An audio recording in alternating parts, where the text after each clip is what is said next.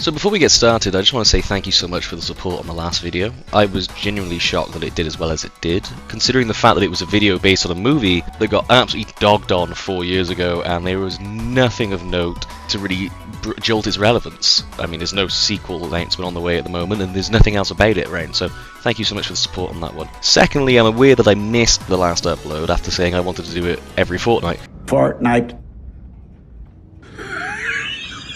So I'm really sorry about that. I went on holiday for a week, and I made this whole plan that I was going to get this video prepared before I went away, but then I got sidetracked with the packing and ran out of time, yada yada yada. Then I got sick on the holiday, so I felt like a rotting corpse when I came back, so I haven't really had time to really work on this. So that's why it's coming out a bit later, so apologies for that one. But I thought it'd be fun to do a video every 3 months to look at what I've been playing, some quick thoughts on the titles, and what I'm kind of looking forward to playing in the future, whether that's on the backlog, or just new releases coming out.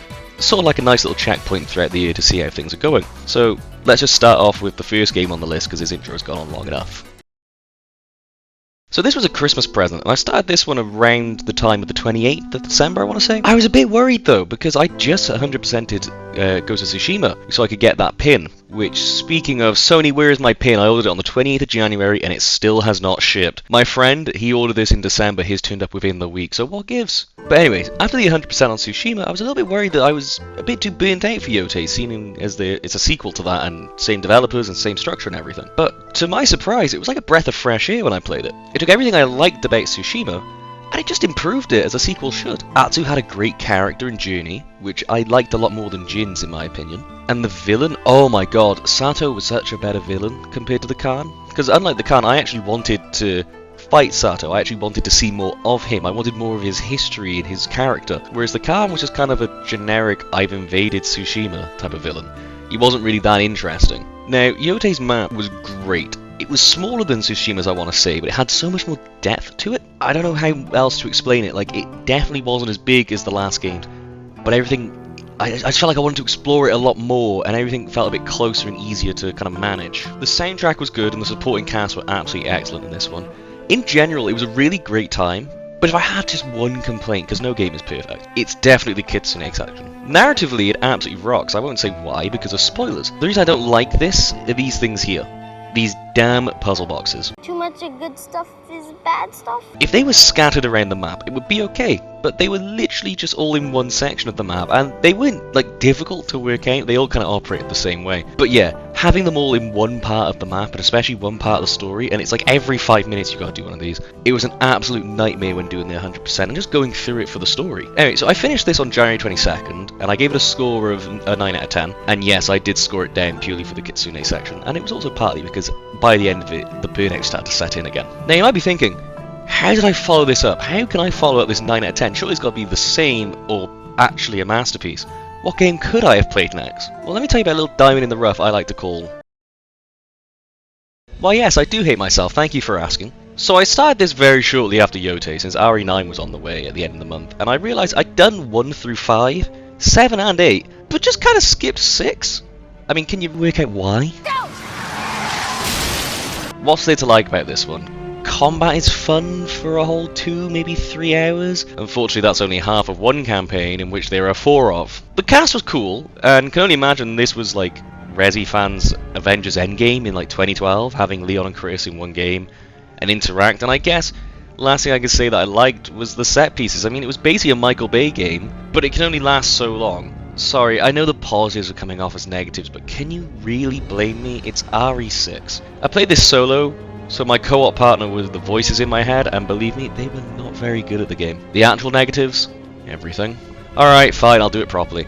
The story sucked, like really bad. Now I know Resi games never have an insanely in-depth story, but this one is literally a government official, I think it was like Secretary of Defense or something, gets rejected by Ada, so he creates a clone of her, and that clone turns evil. And is trying to infect the world like she's Kurt Connors in The Amazing Spider-Man. Dude, your references are out of control, everyone knows that. Which is such a stupid plot, but you know, I can't blame Simmons, I'd probably do the same. Continuing with the characters, Chris gets the same arc as he did in RE5, but significantly worse this time, but hey, we have peers. Leon is just so badly written and doesn't feel like Leon at all. I mean, yeah, he's cracking one-liners, but every 5 minutes he's depressed, and the one-liners aren't even that good. I mean, they were never good, but they weren't this bad. But I will say he has got a pretty sick outfit, so fair play. Jake! Oh yeah, Jake is here. He was meant to be the new series pro tag. How'd that work out, Capcom? I actually have no complaints on Jake, purely because I barely knew him. Ada's story is just kind of there to fill in the blanks, because after 3 other campaigns and 17 hours of playtime, they still hadn't explained everything. I don't know how, but they hadn't. I can't comment on the OST, since I have no memories of any of the songs, so if there's one playing from RE6 right now, just know that I probably sat there for about an hour or so, flicking through until I found one that I thought fit. But my biggest gripe with the game, it isn't the story, it isn't the characters, and it isn't the gameplay. It's actually, well, it's kind of the story and the gameplay, but it's more the fact that how often you replay sections, because let me tell you, the town section is crisp. It wasn't fun the first time. It's not going to be much more fun when I go back through it as Jake and Sherry on the 3rd campaign. You know, there was just a lot of replaying sections, and you did it once, you didn't want to have to do it again, so it would be nice if they'd found a way to kind of keep it fresh on those points. Anyway, I'm done talking about this game because it honestly is awful. I finished it on the 3rd of Feb, I gave it a 4 out of 10, so let's move on to the next game. Man, I forgot how nice it is to see colours in my video games. So this was my first RPG of the year, and also my first Collector's Edition, which was actually quite cool to have. I've never finished a Dragon Quest game before, and I have no opinions about the original 7. I own the 3DS remake, and I'm pretty sure I own like most of the rest of the series. But I just never ended up playing them, I don't know why, they're always on my list. But my overall view of this remake is that it was good. It was just a really good game. Story was your typical group of friends kill an evil god, so there's not really much to say there.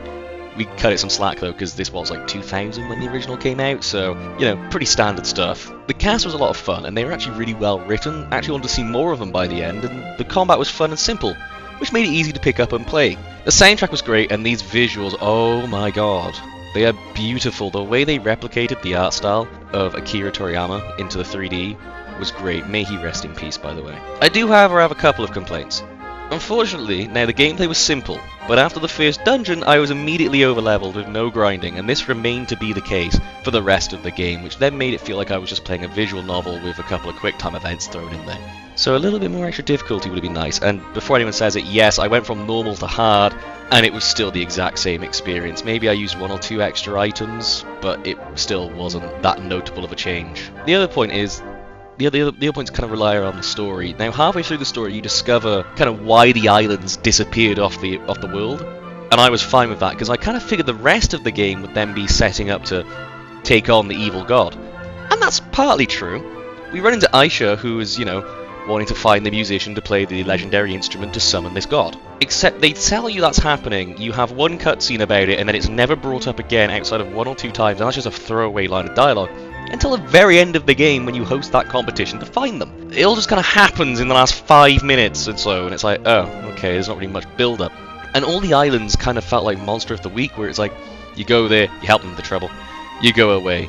It's like, great, I've brought back all the islands, but I was kind of hoping this would build up to all of them coming in to help you take on the evil god, but maybe I just set my expectations too high, maybe I just didn't understand kind of what they were going for with the story, I don't know. But for me personally, I thought that was a bit underwhelming, and the second half did kind of drag for that reason, because a lot of these islands felt like they probably could have been, I don't know, side missions or side quests, because there was already 4 side quest islands in the game, so I just felt like they could have probably trimmed down even more, because I know this original was like over 100 hours even on the PS1, and this one was put down to 30, so it's just absolutely nuts how long this game is, despite how much they cut out of it. But anyway, overall, I thought it was a good time. I had a lot of fun. I'd recommend this to someone who wants to get into Dragon Quest and, you know, wants to play a new RPG. So I gave this a 7 out of 10, just because it was, you know, it did have a couple of glaring issues, but it was really fun. So I finished this on the 24th of Feb, and moving on to our last game. Oh my god, who would have guessed I played Resi 9? Not like I did Resi 6 in preparation for it, but wow, this game was great. I had some high expectations knowing it had the same director as RE7 working on it, and of course having Leon back. I want you.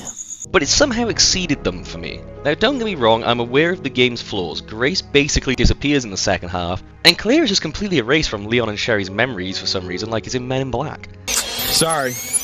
But I just love this game. The first half with Grace felt like Resi at its best. We had the horror of 7, and the puzzles and layouts that kind of felt like 1, 2, and 3. You then throw in Leon with his gameplay being RE4 remakes, basically on drugs. It was just incredible. And you have a match made in heaven. Now the story does take some liberties, and I won't say what, because the game's like a month or 2 old, or about a month and a half old I should say. So I'm not going to spoil anything story-wise, but it does take some liberties, but I was kind of okay with it, because everything else was pretty good.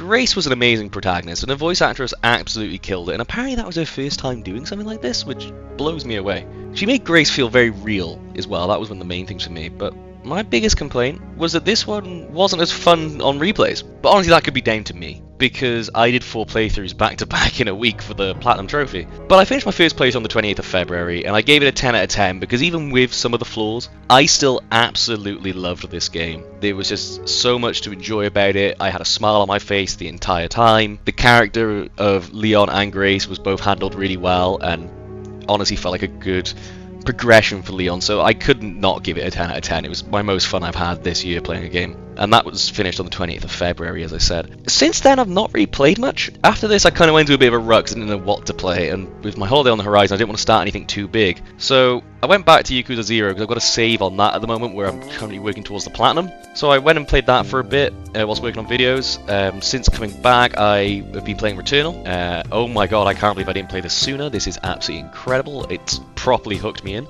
In terms of new releases, I'd say I'm looking forward to playing Pragmata. I love playing a good Capcom game, and especially since it's a new IP, which apparently could somehow be tied to Mega Man. I don't know the full inner workings of this. I'm not a huge Mega Man guy, but I'm looking forward to a new IP from Capcom. I've not played the demo, but I've heard everyone is gushing about it, so I can't wait to give it a go. Aside from that, literally a week later, there's Invincible Versus. I'm dying to get into a new fighting game.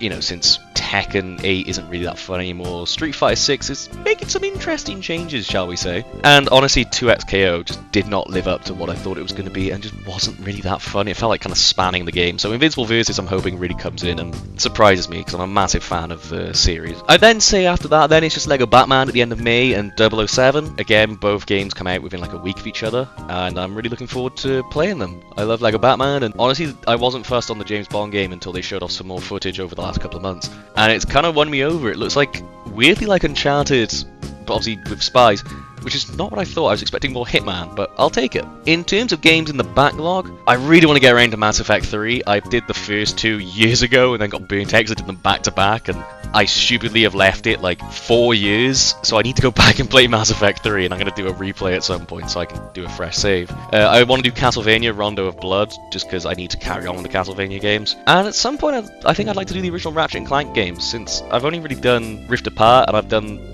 I think the Future Trilogy on the PS3 it's called. So it'd be nice to go and start from the beginning and get some more history on the characters. So tune in, I guess, at the end of June for the next update. Hopefully I'll have played more by then. If not, I guess it'll be a short video. But if you like this video, maybe check out some of the previous ones. And if you really liked it, maybe hit subscribe. It helps the channel grow. And I'm hoping to get back on schedule now with the uploads. So please, tune in for the next one.